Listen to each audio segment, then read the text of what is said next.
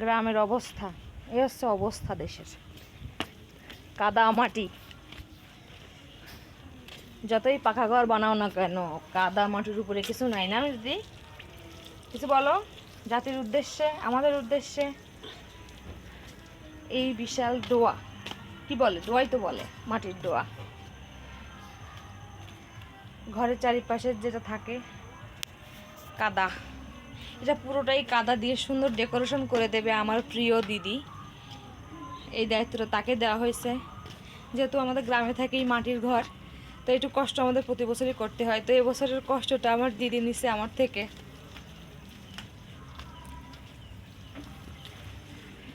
এই যে কিতা কি করো?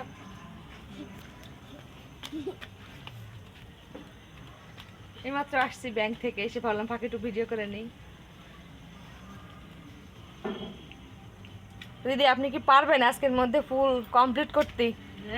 হ্যাঁ ঠিক আছে, সে বলেছে পারবে, কোনো সমস্যা নেই।